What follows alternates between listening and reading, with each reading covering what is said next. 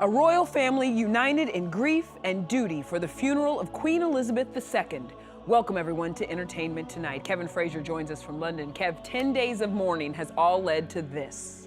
Michelle, there is nothing that can truly describe the spectacle and the heartbreak that we saw today here in London as the world said its final goodbyes to the Queen, whose love of country was only matched by her love for her now devastated family.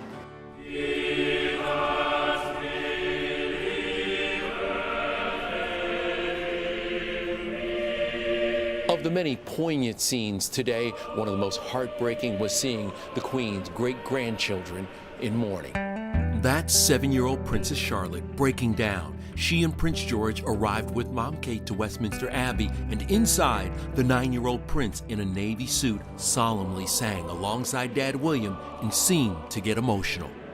Charlotte's only jewelry, a small diamond brooch in the shape of a horseshoe, a tribute to her late Gan-Gan, who loved horses. 4-year-old Prince Louis did not attend, but Katie Nichol, who wrote the book on the new royals, explains Charlotte and George's special relationship. We've always had an heir and a spare. The Queen was supported by Princess Margaret, her sister. Charles was supported by the Princess Anne. William was supported up until recently by Harry. So that notion of the heir and the spare is something that we're now seeing continued in Charlotte and George, and it's rather lovely. We just learned about the decision actually this morning that they were going to participate. Gail King with us today, weighing in on the children's presence. Prince George is 9, and he now is second in line for the throne. So certainly he is being prepared. The children rode in a car chatting with Grandma Camilla. The car behind them, completely silent, with Meghan and Countess Sophie stoically staring out different windows. But when Meghan got emotional today, watch little Charlotte briefly turn towards her. The Duchess responded with a slight smile, unlike the House of Windsor's feuding brothers. What I didn't see was them together, other than in the procession. William was able to salute in uniform. Harry was not. This after Charles requested the Duke of Sussex wear his military attire for Saturday's vigil. Today, Harry and Meghan held hands. But what was interesting, the royal seating plan. It almost seemed like every effort was being made so that there wasn't an awkward moment where they had to sit side by side at one point. Charlotte was put in between them. Inside St. George's, William was gracious towards his brother, allowing Harry and Meghan to take their seats ahead of him. A few special nods to Her Majesty. Meghan wore the pearl earrings the Queen gave her. Her dress, a black version of the Stella McCartney cape dress she wore to the Queen's 92nd birthday. Kate had on the Queen's necklace, which Diana previously wore.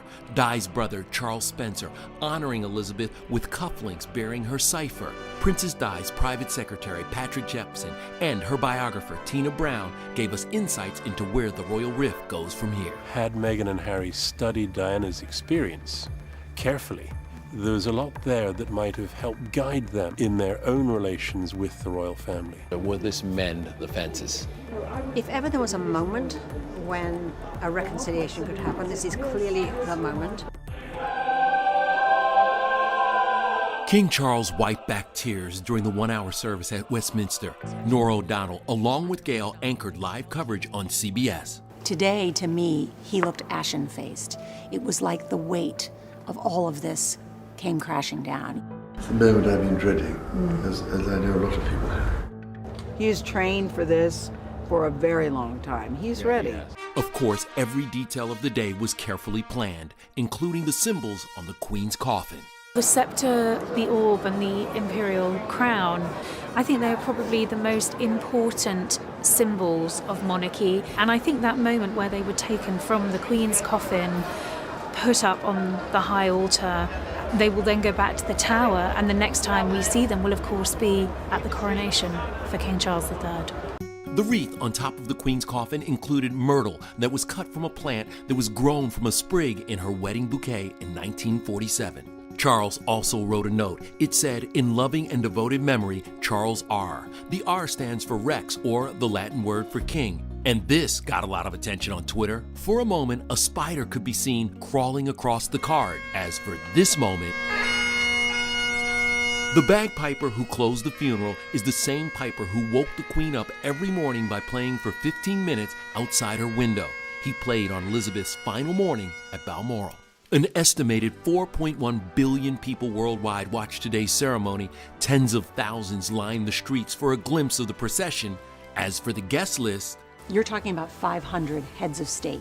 The Emperor of Japan, President Biden. But I think what we thought was most interesting is to see all these royalty loaded onto buses like the rest of us to get here, because that's how tight the security was. Grey's alum Sandra Oh attended as part of the Canadian delegation, and British adventure host Bear Grylls, a leader in the UK version of the Boy Scouts, paid his respects. But it wasn't just the famous. I thought, wow, how extraordinary it is that Her Majesty's legacy including ordinary, everyday Australians to attend her funeral. I spoke to Australian dentist Trudy Lynn. She works with patients with special needs and was one of the everyday heroes invited to be a part of today's service. She was only 25 when she took up the mantle and such a huge responsibility. And so I find that personally very inspiring as someone that wants to follow in her footsteps and continue to contribute to the community. Just before the Queen's service began, I was with famed British composer of Phantom of Opera and Cats, Andrew Lloyd Webber. He shared his own memories of their unique bond. You two had a special relationship, and she even came out to your house a couple of times. Yes, she did. I wrote a song for the last Jubilee, which was called Sing. She came round to the house and we sang it for her. She had an enormous sense of humour. Someone who captured that warmth and grace, Getty Images royal photographer for nearly 20 years, Chris Jackson. One of my favourite pictures actually is of Prince George chatting to the Queen at Princess Charlotte's christening, and he's pointing up, looking at her hat. Who knows what they're saying, but it's just a lovely moment.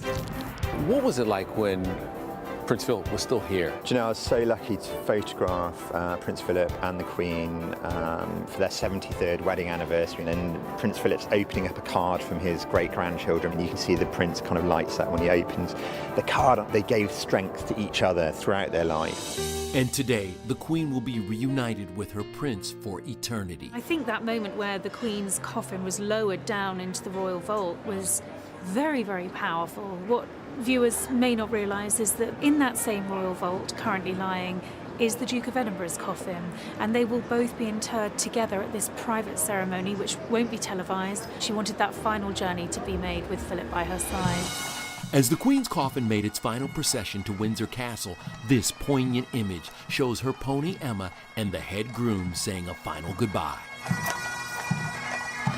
Also on hand, her beloved corgis, Sandy and Mick. Prince William assures fans they will be well taken care of. Today's celebration of life is also an opportunity to look back at the fun side of the Queen. Elizabeth had a wonderfully wicked sense of humor and let it show, even getting both William and Harry to crack a smile while in a military lineup. There is a knife. I know there is. In 2012, the Queen's playful side was on full display when she dropped into the opening ceremony of the Olympic Games with James Bond. What's she like in private? Is she very funny. Really? Very funny. Wants to crack a joke and cracked a joke about me. We're having our photographs taken and she just went, oh no, he's the one that doesn't smile. She doubled down on her acting skills, putting on a lighthearted, brilliant performance alongside Paddington Bear to celebrate her Platinum Jubilee. Perhaps you would like a marmalade sandwich. I always keep one for emergencies. So do I. I keep mine in here. She didn't carry a marmalade sandwich in her purse. Darren McGrady was Her Majesty's personal chef for 11 years. He reveals some royal secrets on his YouTube channel, and his cookbooks are available on the website Eating Royally. I remember my first meeting. Actually, it wasn't quite a meeting. I saw the Queen coming towards me with the corgis, and then as we got closer, the dogs saw me, and then they started barking, and then all at once they all started running towards me. And instead of calling them off, the Queen just burst out laughing, and I turned and I just ran, and I never got to meet the Queen that day. Despite the tiaras and crowns, Darren said Elizabeth's go-to breakfast was a bowl of cereal, and she wasn't against eating out of good Tupperware. And despite dedicating her life to serving the crown, she never took herself too seriously. Oh, really? Please. Boom.